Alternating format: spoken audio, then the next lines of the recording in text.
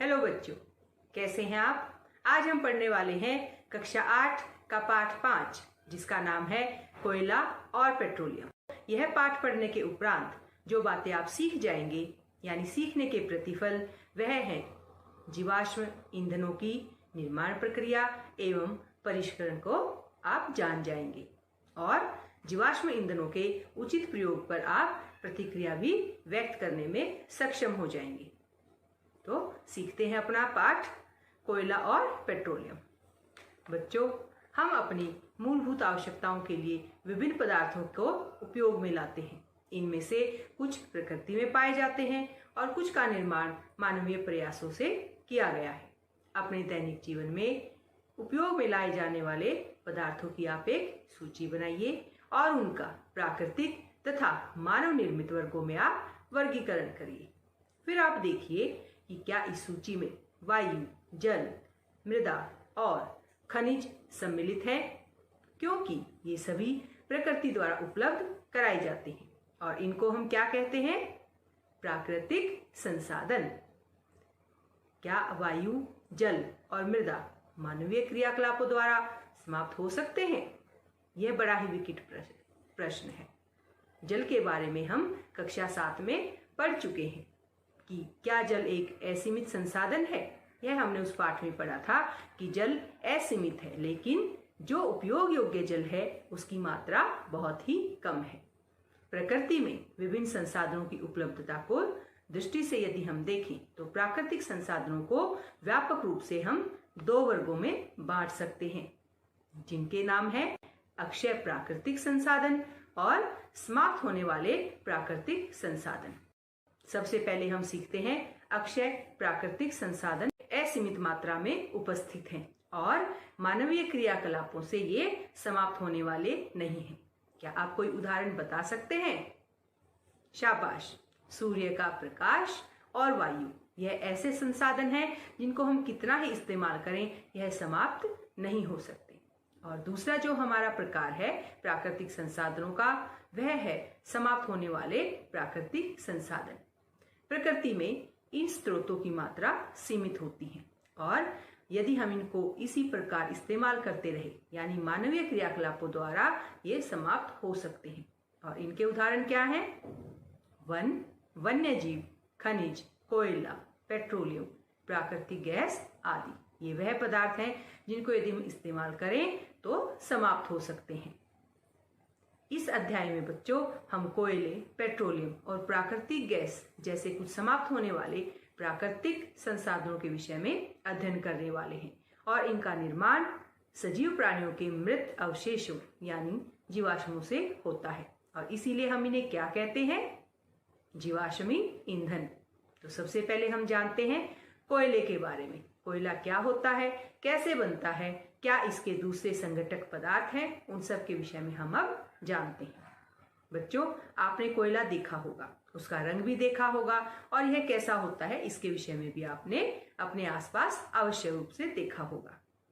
आपको पता हो कि यह क्या पत्थर जैसा एक कठोर और काले रंग का पदार्थ होता है। खाना पकाने हेतु उपयोग आने वाले ईंधनों में कोयला एक ईंधन है। पहले इसका उपयोग रेल इंजनों को चलाने के लिए भाप बनाने में होता था। इसका उपयोग तापीय शक्ति संयंत्रों में विद्युत उत्पन्न करते हेतु भी किया जाता है और कोयले का उपयोग विभिन्न उद्योगों में ईंधन के रूप में भी किया जाता है। यह इतना उपयोगी है तो इसके बनने की कुछ ना कुछ कहानी अवश्य होगी। इसकी क्या कहानी है, यानी हम सीखेंगे अब कोयले की कहानी के विषय में।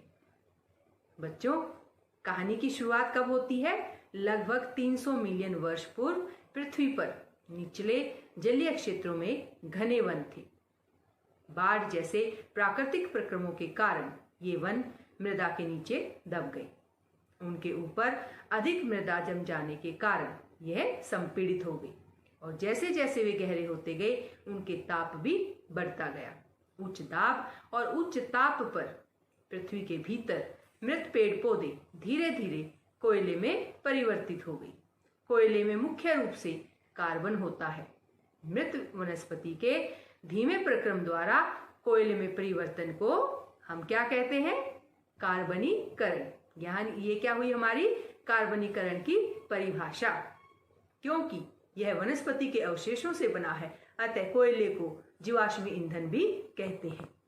और आप जो है चित्र में देख सकते हैं, तो वायु में गर्म करने पर कोयला जलता है और मुख्य रूप से कार्बन डाइऑक्साइड गैस उत्पन्न करता है।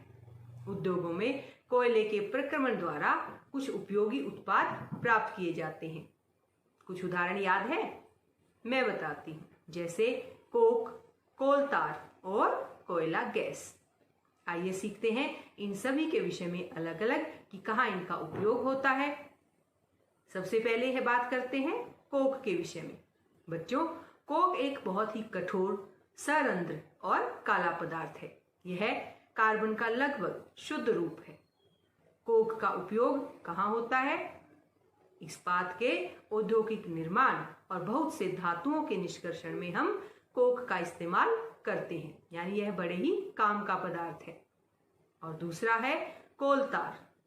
कोलतार भी एक अप्रिय गंध वाला काला गाढ़ा द्रव होता है और यह लगभग 200 पदार्थों का मिश्रण होता है। कोलतार से प्राप्त उत्पादों का उपयोग प्रारंभिक पदार्थों के रूप में दैनिक जीवन में काम आने वाले विभिन्न पदार्थों के औद्योगिक निर्माण तथा उद्योगों जैसे संश्लेषित रंग, औषधि, विस्फोटक, सुगंध, प्लास्टिक, पेंट, फोटोग्राफिक सामग्री, छत निर्माण सामग्री आदि में होता है। रोचक तथ्य यह है कि आप जब मौत या अन्य किसी भी कीट को भगाने के लिए जो प्रयोग में लाई जाने वाली सफेद रंग की नेप्थलीन या हम जो आम भाषा में बोलते हैं कपूर की गोलियां, वो इस काले कोलतार से प्राप्त होती हैं। और उनका रंग तो आपको याद है ना, बिल्कुल सफेद होता है। और बच्चों, एक और जगह जो है आजकल पक्की सड़कों के निर्माण में कोलतार के स्थान पर एक पेट्रोलियम उत्पाद बिटुमेन का प्रयोग किया जाता है। यानी पहले हम क्या इस्तेमाल करते थे? कोलतार, और अब क्या इस्तेमाल करते हैं? बिटुमेन। अगला हमारा जो उत्पाद है वह है कोयला गैस। कोयले के प्रक्रमण द्वारा कोक बनाते समय कोयला गैस प्राप्त होती है और यह कोयला प्रक्रमण संयंत्रों के निकट स्थापित बहुत से उद्योगों में ईंधन के रूप में उपयोग की जाती है। बच्चों, लंदन में 1810 में तथा न्यूयॉर्क में 1820 के आसपास कोयला गैस का उपयोग प्रथम बार सड़कों पर रोशनी के लिए किया गया था। आजकल इसका उपयोग रोशनी के बजाय ऊष्मा के स्रोत के रूप में किया जाता है। तो यह थी हमारी कोयले की कहानी, कोयले के विभिन्न उत्पाद, उनका अलग अलग उपयोग। और अब बात करते हैं अपने दूसरे समाप्त हो जाने वाले प्राकृतिक संसाधन की, और वह है पेट्रोलियम। बच्चों, पेट्रोलियम का इस्तेमाल हमारे रोजमर्रा के जीवन में बहुत ज्यादा होता है। किस प्रकार से यह बनता है, किस प्रकार यह भंडारित रहता है और क्या इसके उपयोग हैं, ये सब हम पेट्रोलियम की कहानी में सीखने वाले हैं। आप जानते हैं कि ईंधन के रूप में पेट्रोल का उपयोग हल्के स्वचालित वाहनों जैसे मोटरसाइकिलों, स्कूटरों और कारों में होता है। भारी मोटर वाहनों जैसे ट्रकों और ट्रैक्टरों को चलाने के लिए डीजल काम आता है और ये ईंधन प्राकृतिक स्रोत से प्राप्त होते हैं, जिसे हम क्या कहते हैं? पेट्रोलियम। आप जानते हैं कि पेट्रोलियम कैसे बनता है? इसकी भी एक कहानी है। बच्चों, क्या आप जानते हैं पेट्रोलियम कैसे बनता है? इसके लिए हम एक क्रियाकलाप करते हैं और इसकी सहायता से हम सीखेंगे कि किस प्रकार से पेट्रोलियम बनता है और प्राकृतिक गैस दोनों ही किस प्रकार से भंडारित होते हैं। तो सीखते हैं अपना क्रियाकलाप। जानते हैं बच्चों कि ईंधन के रूप में पेट्रोलियम का उपयोग हल्के स्वचालित वाहनों जैसे मोटरसाइकिलों, स्कूटरों और कारों में होता है। भारी मोटर वाहनों जैसे ट्रकों और ट्रैक्टरों को चलाने के लिए डीजल काम आता है। ये ईंधन प्राकृतिक स्रोत से प्राप्त होते हैं, जिसे पेट्रोलियम कहते हैं। आज हम इस चित्र के क्रियाकलाप द्वारा यही सीखने वाले हैं कि पेट्रोलियम तथा प्राकृतिक गैस के भंडार किस प्रकार से बन। शुरुआत करेंगे हम अपने चित्र की एक चट्टान बनाने से। ये हमारी क्या है? तैलाशय चट्टान।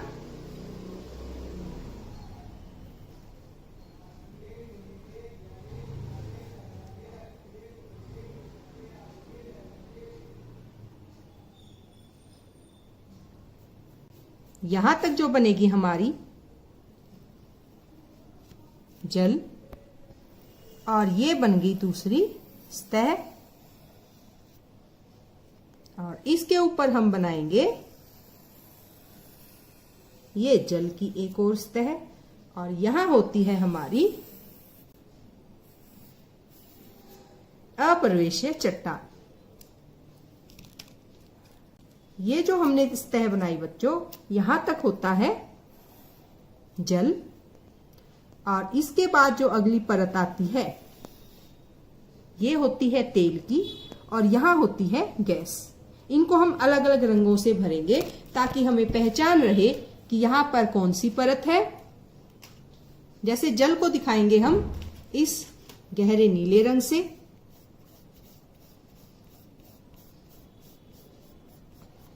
इस तरीके से,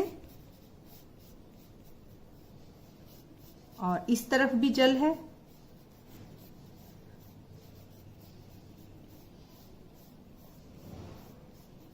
और जल के ऊपर जो सतह होती है, परत होती है, वह होती है तेल की, और तेल को हम इस हल्के नीले रंग से दर्शाएंगे।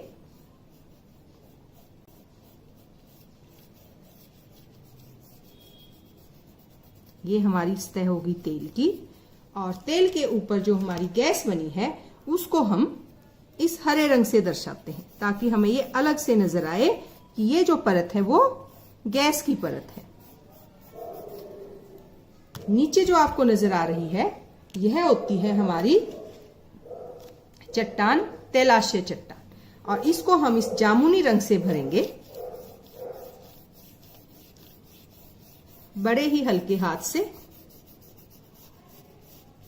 चित्र बनाने पर मैं आपको इसकी अलग अलग परतों के बनने का किस्सा भी समझाऊंगी। ये बड़ी मजेदार कहानी होती है, पेट्रोलियम की कहानी।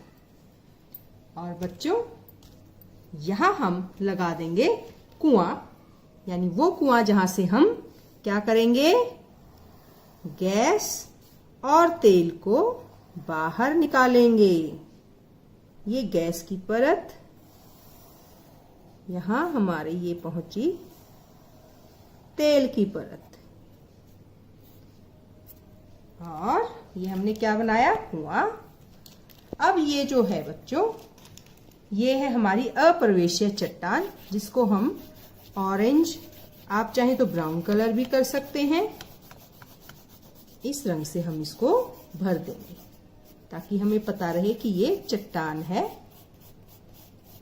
और कैसी, क्या नाम है इस चट्टान का, अप्रवेश्य चट्टान।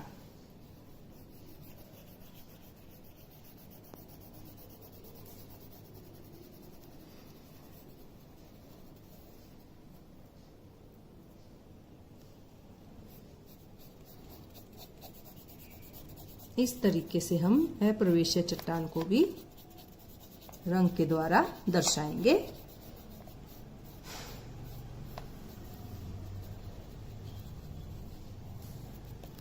और अब हम इनके नाम लिखते हैं। ये क्या थी, तैलाशय चट्टान,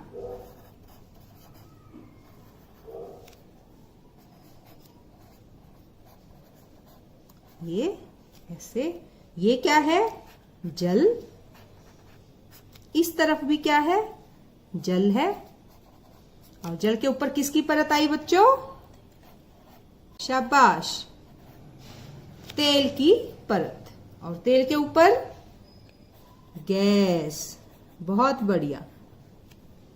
और ये हमने क्या बनाई थी, अभी अभी नाम बताया था, शाबाश, अप्रवेश्य चट्टान। और यहां हमने बना रखा है कुआं। ये कुएं हैं जहां से हम एक तरफ से गैस को बाहर निकालते हैं और दूसरे वाले से हम क्या निकालते हैं, तेल को बाहर निकाल लेते हैं। तो ये हमारा क्या बना है, पेट्रोलियम और प्राकृतिक गैस के भंडार। क्या नाम है हमारे चित्र का? पेट्रोलियम और तथा प्राकृतिक गैस के भंडार, ये हमारा चित्र का नाम है। जब भी आप चित्र बनाएं उसका नाम अवश्य लिखें। अब बच्चों समझाते हैं आपको ये कैसे बना। क्या होता है, पेट्रोलियम का निर्माण समुद्र में रहने वाले जीवों से होता है। जब ये जीव मृत हुए, इनके शरीर समुद्र के पैंदे में जाकर जम जाते हैं और इस प्रकार क्या होता है, जमने के बाद इनके ऊपर रेत और मिट्टी की परत जो है वो इनको ढक देती है। लाखों वर्षों में वायु की अनुपस्थिति, उच्च तापमान और उच्च दाब ने मृत जीवों को पेट्रोलियम, ये तेल और गैस में परिवर्तित कर दिया। ये जो चित्र आप देख रहे हैं इसमें पेट्रोलियम और प्राकृतिक गैस के भंडारों को हमने दर्शाया है। और आप देख सकते हैं कि पेट्रोलियम, तेल और गैस की परत जल की परत के ऊपर है। ऐसा क्यों है बच्चों? याद करो, तेल और गैस जल से हल्के होते हैं और इसमें मिश्रित नहीं होते, इसीलिए इनकी परत ऊपर बनती है। आपको जानकारी के लिए मैं बता दूं, विश्व का पहला तेल का कुआं पेनिसिल्वेनिया, अमेरिका में 1859 में ड्रिल किया गया था और 8 वर्ष के बाद 1867 में भारत के असम के माकुम नामक स्थान पर तेल का पता चला। आप जानते हैं भारत में तेल कहाँ कहाँ पाया जाता है? मैं बताती हूँ। भारत में तेल असम, गुजरात, बॉम्बे हाई और गोदावरी तथा कृष्णा नदियों के बेसिन में पाया जाता है। तो ये हमने क्या सीखा? अपने तेल के भंडारण के बारे में हमने सीखा। उम्मीद है आपको अच्छे से समझ आया। ऐसा ही चित्र आप भी बनाएं और सीखें। तो बच्चों, क्रियाकलाप में आपने देखा कि पेट्रोलियम का निर्माण समुद्र में रहने वाले जीवों से हुआ। जब ये जीव मृत हुए तो इनके शरीर समुद्र के पैंदे में जाकर जम गए और फिर रेत और मिट्टी की तह के नीचे ये ढक जाते हैं और लाखों वर्षों में वायु की अनुपस्थिति, उच्च ताप और उच्च दाब ने मृत जीवों को पेट्रोलियम और प्राकृतिक गैस में परिवर्तित कर दिया। ये हमने अपने चित्र में देखा और चित्र भी बनाया। किस चीज का चित्र बनाया था आपने? पेट्रोलियम तथा प्राकृतिक गैस के भंडार का चित्र आपने बनाना सीखा। चित्र में आपने देखा कि पेट्रोल और प्राकृतिक गैस, तेल की जो परत थी वह पानी की परत के ऊपर थी। ऐसा क्यों है बच्चों? तो आपको याद होगा कि तेल और गैस पानी से हल्के होते हैं और पानी में ये मिश्रित नहीं होते, इसीलिए हल्के पदार्थ की जो परत थी वह भारी से ऊपर आई। यानी जल के ऊपर किसकी परत आई? तेल की। और तेल के ऊपर कौन सी परत थी? गैस की परत। पेट्रोलियम के विभिन्न संघटकों या प्रभाजों को पृथक करने का जो प्रक्रम होता है उसको हम कहते हैं परिष्करण। ये हुई हमारी परिभाषा परिष्करण की, देख सकते हैं। अब बच्चों हम सीखेंगे पेट्रोलियम के विभिन्न संघटक और उनके उपयोग। और इसके लिए आप चित्र में क्या देख सकते हैं? सारणी, जहां पर लिखे हुए पेट्रोलियम के संघटक और उनके उपयोग। सबसे पहले नंबर पर बच्चों क्या लिखा हुआ है? द्रव रूप में पेट्रोलियम गैस, जिसको हम कहते हैं एलपीजी। और इसका क्या उपयोग है? घरों और उद्योगों में ईंधन के रूप में हम इसका इस्तेमाल करते हैं। फिर हमें प्राप्त होता है पेट्रोल, और पेट्रोल का उपयोग क्या है? मोटर ईंधन में, वैमानिक ईंधन में, शुष्क धुलाई के विलायक के रूप में हम पेट्रोल का इस्तेमाल करते हैं। और तीसरा जो संघटक है वह है मिट्टी का तेल, और इसका इस्तेमाल हम करते हैं स्टोव में, लैंप में और जेट वायुयान के ईंधन के लिए।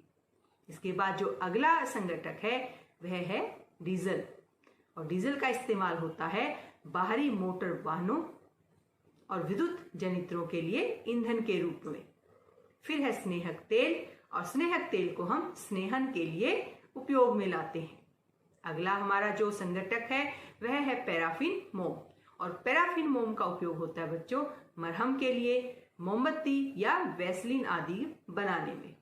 और अंतिम जो है संघटक वह है बिटुमेन, और इसके लिए हमने अभी सीखा था कि बिटुमेन का उपयोग होता है सड़क निर्माण में, और साथ ही इसका इस्तेमाल किया जाता है पेंट के निर्माण में। तो ये क्या थे बच्चों? पेट्रोलियम के विभिन्न संघटक और उनके उपयोग। ये आप अपनी सारणी कॉपी में अवश्य बनाएं, इससे आपको याद रखने में आसानी होगी। अब बढ़ते हैं अपने अगले ऐसे प्राकृतिक संसाधन की तरफ जो खत्म हो सकता है, और वह है प्राकृतिक गैस। प्राकृतिक गैस बच्चों एक बड़ा ही महत्वपूर्ण जीवाश्मी ईंधन है। क्यों इंपॉर्टेंट है ये? क्योंकि इसका परिवहन पाइपों द्वारा सरलतापूर्वक हो जाता है। प्राकृतिक गैस को उच्च दाब पर संपीड़ित प्राकृतिक गैस यानी सीएनजी के रूप में भंडारित किया जाता है। सीएनजी किसकी एब्रिविएशन है? संपीड़ित प्राकृतिक गैस की। इसे आप याद रखें। फिर है सीएनजी का उपयोग हम कहाँ करते हैं? सीएनजी का अगला जो उपयोग है वह है ऊर्जा उत्पादन में। अब इसका उपयोग परिवहन वाहनों में ईंधन के रूप में भी किया जाता है। क्यों किया जाता है?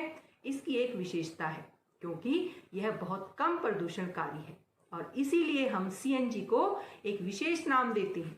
क्या नाम है? स्वच्छ ईंधन। हमारी जो सीएनजी गैस है उसको हम स्वच्छ ईंधन के नाम से भी जानते हैं। और सीएनजी का अधिक लाभ क्या है?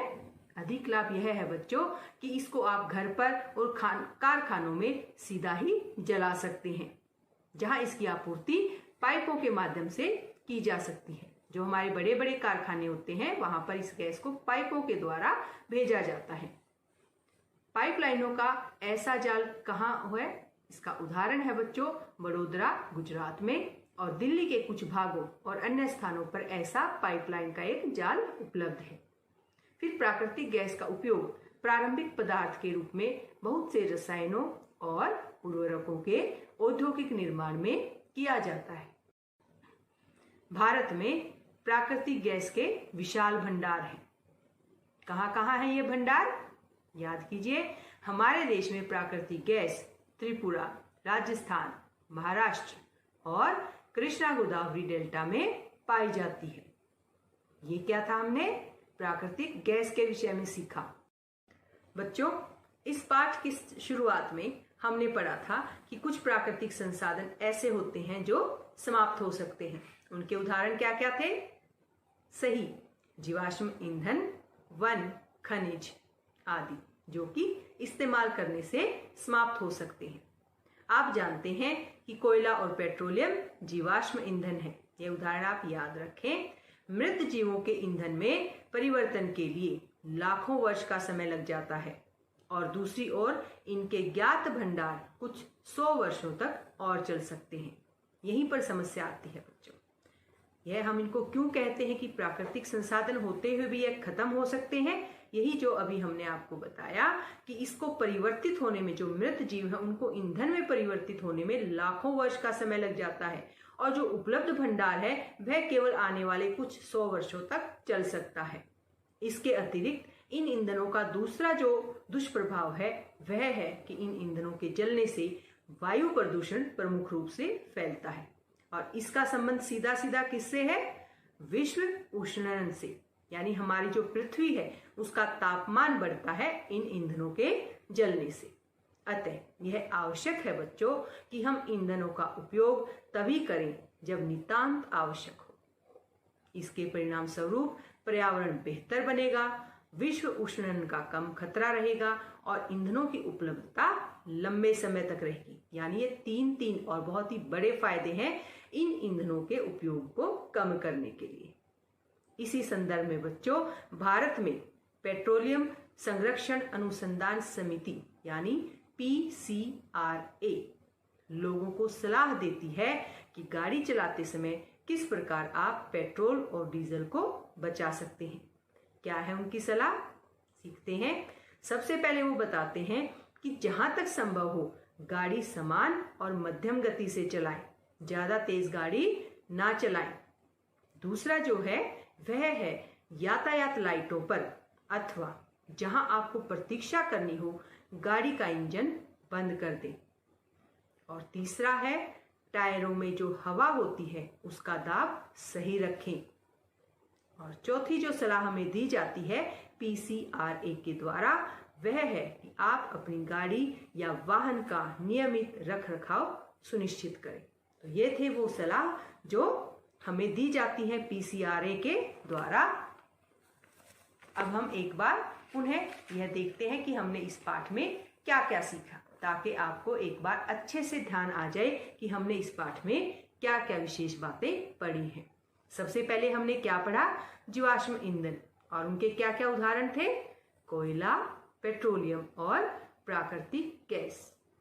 फिर जीवाश्म ईंधन का निर्माण कैसे होता है यह हमने पढ़ा, यानी जीवाश्म ईंधन का निर्माण सजीवों के मृत अवशेषों से लाखों वर्ष पूर्व हुआ था। और हमने ये कहानी पढ़ी, कोयले की कहानी और पेट्रोलियम के बनने की कहानी। जीवाश्म ईंधन कैसे हैं?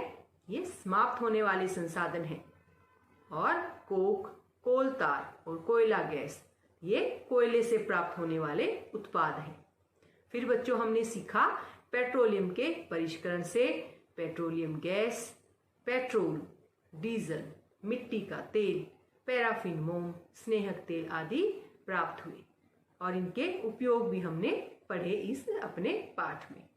फिर हमने सीखा कि कोयला और पेट्रोलियम के जो संसाधन है वह सीमित हैं और हमें क्या करना चाहिए? हमें इनका उपयोग बहुत ही न्यायोचित तरीके से करना चाहिए। यह था अपना पाठ। इस पाठ को हम रिवाइज करेंगे और उसके लिए हमें क्या चाहिए? कुछ प्रश्न, यानी प्रश्न के आधार पर हम देखेंगे कि क्या हम इन प्रश्नों के उत्तर दे सकते हैं या नहीं। तो चलिए मैं आपको कुछ प्रश्न बताती हूँ और आप इस पाठ के आधार पर उन प्रश्नों के उत्तर देने की कोशिश करें। सबसे पहला प्रश्न है बच्चों, प्राकृतिक संसाधन क्या होते हैं? यानी यहाँ आपको प्राकृतिक संसाधनों की परिभाषा लिखनी है। दूसरा है, प्राकृतिक संसाधनों को कितने वर्गों में बांटा जा सकता है? साथ ही उन वर्गों के नाम भी बताएं। अगला प्रश्न है बच्चों, कार्बनीकरण क्या होता है? यानी इस प्रश्न के उत्तर में आपको लिखनी है कार्बनीकरण की परिभाषा। और चौथा प्रश्न है बच्चों, कोक, कोल तार और कोयला गैस के दो उपयोग बताइए। अगला प्रश्न है, पेट्रोलियम और प्राकृतिक गैस की परत में पानी के ऊपर क्यों पाई जाती है? यह हमने सीखा था आपने चित्र में भी और बाद में भी। पेट्रोलियम के विभिन्न संघटकों के नाम बताइए, व उनके एक एक उपयोग भी बताएं। यह है अपना अगला प्रश्न। और इसके बाद अंतिम प्रश्न है, पीसीआरए लोगों को पेट्रोल व डीजल बचाने के लिए क्या सलाह देती है? तो यह था अपना पाठ, उसके प्रश्न। उम्मीद है आपको यह पाठ अच्छे से समझ आ गया होगा। यह तो मुझे पता है कि आपकी कक्षा बड़ी ही तीव्र बुद्धि वाली है और बहुत जल्दी सीख जाती है। तो आप भी इस पाठ को एक बार पुस्तक से अवश्य पढ़ें और प्रश्नों को अपनी कॉपी में लिखें। धन्यवाद।